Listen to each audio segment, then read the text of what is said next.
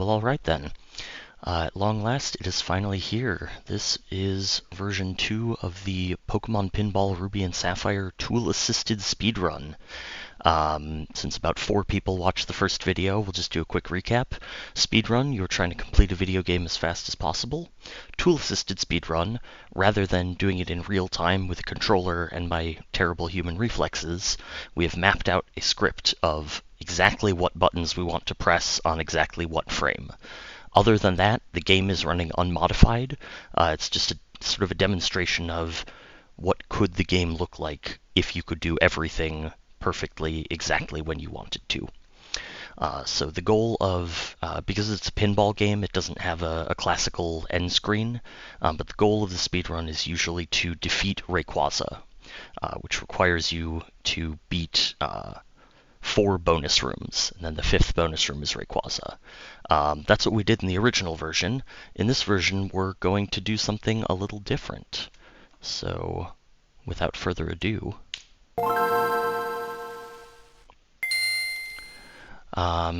first thing right off the bat is we're going to be using the Ruby table instead of the Sapphire table. Traditionally, the Sapphire table is always faster because it has the ability to speed up your slots, and the second bonus room on the Sapphire table is much faster. So in order to get a bonus room, we gotta catch a Pokemon and then evolve a Pokemon. Catch a Pokemon, you have to hit it 3 times, or just get the ball stuck behind it and hit it 3 times all in one go like that. Now we've caught a Pokemon, yay! That's worth 1 point. Evolving a Pokemon is worth 2 points. That adds up to 3 points, which is how many you need for a bonus room, hooray! So now we're just going to set up to evolve that Pokemon. Spin around the table a couple of times. Now, for RNG manipulation, fortunately, random things in this game, like where these 3 good gems will spawn, is controlled by the random number generator, and you can manipulate it by waiting 1 frame. So, whenever we're evolving, if we got a pattern we didn't like for where those gems are going to spawn, we can just wait 1 frame, try a different one. So now we're going into bonus room 1, Kecleon. This is the one that we're actually going to do normally. This guy turns invisible and runs around, and you gotta chase him and knock him down and hit him 10 times. Normally he gets back up and runs away, but if you stun lock him by trapping the ball against this rock, he just kind of sits there squeaking. And it's very pathetic and a little funny. So, this is the reason we're doing this on the Ruby table, because that bonus room under the hood behaves differently than every other bonus room in the game. We'll talk a little more about that later. It gets kind of technical and boring, so I may gloss over some of it. But for now, we're just back into catching Pokemon, so we can evolve it and get another bonus room. Also, not all Pokemon can evolve. When you're evolving and you want to wait 1 frame to get a different random value, it's very easy because you're in a menu. Just don't press A for 1 more frame. If you need to wait extra time before you enter catch mode, it's a little more complicated because the pinball moves. But fortunately, we didn't have to dodge too many bad Pokemon during this run. So just got a nice spawn where you can get all 3 gems in 1 go, evolve into a trio. Right? Dodrio. I don't know the names of so many of these. So, this is where you would enter bonus room 2, Groudon. He's really slow, so we're not going to do that. We're going to save, and we're going to start a new game. Basically, the first time you beat him, he just runs away instead of a catch. And on the Sapphire table, where you're fighting Kyogre, which is a big fish, just sinks below the water. It's very quick.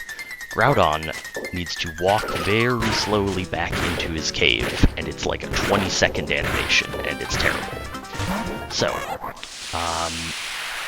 you may have seen, while the Pokemon was catching, we hit those little tapes on the side and spelled out H-O-L-E. Hole. This is the first time we've unlocked the bonus slots. This is why version 2 of the TAS turned out to be slower, because I forgot this.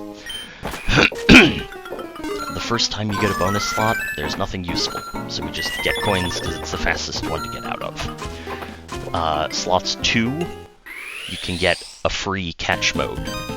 Slot 4, you can get a free evolve mode. And on slot 5, you can just go straight to the bonus room.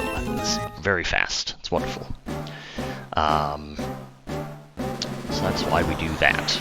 We didn't do it until now because that first save, where we got to the Groudon room, any slots that we got in that save are going to go away. So what we're doing is a save corruption glitch. Basically, there's one block of save memory.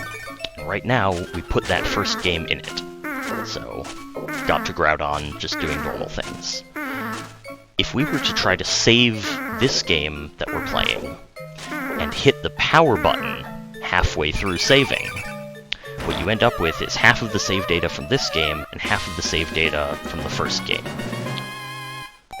So that's what we just did there. Now, we did it just as we beat the Kecleon room. So it says, alright, +1 to your bonus room count. Oh, but now you've saved and quit. So it puts us back in here, and immediately decides we've beaten Groudon, and get another +1 to our bonus rooms completed.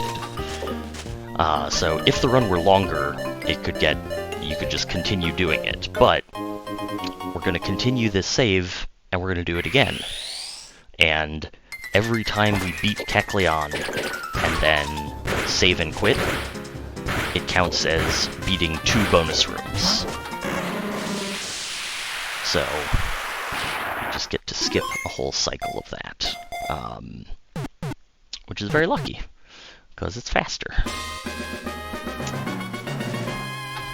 So other than that, the rest of the run is fairly normal. Because we need to get to the 5th earned slot, rather than setting up an evolution the normal way, it's faster to just burn a slot and then go in again. Excuse me. So now we've got an evolve mode. Luckily, all the Pokemon evolve once again. Just grab the 3 gems. Now, that pattern causes some weird problems because you have to bounce off of a button, and it changes the 3 bumpers that were spinning around up there. But because we're never going to do it again, it doesn't matter. So we set up this last slot. After we beat this bonus room, and then count it twice, we'll have beaten 4 bonus rooms. We spin that slot, get a free bonus room. That's Rayquaza. We're done. It took many iterations to get this to actually be faster than just the base Sapphire table run with no save corruption, but pretty pleased with how it turned out. By the way, Kecleon is the only bonus room where you can count it twice like that. Every other bonus room uses a value of 3 and 4 to mean you've beaten it, play the score, and 5 or 6 means you've already counted your +1 bonus room, move on. For Kecleon, it gives you +1, bonus room beaten, and then uses a value of 4 to say you're done. And when we do the save corruption glitch, we can carry that 4 into the Groudon bonus room, where it means, hey, you just beat Groudon, let's play the little jingle, and then give you another +1. So now we're at Rayquaza. There's nothing fancy here. It goes up and down. Occasionally, you can get the ball trap behind him and get 2 hits in a row, but other than that, it's just a matter of trying to knock him out before he can fly away from the table and spawn tornadoes. And so coming up here, that was the last meaningful input for this run. And you can see we've now got the alternate music because we've beaten Rayquaza. So that is Pokemon Pinball with save corruption. Thank you so much for joining me.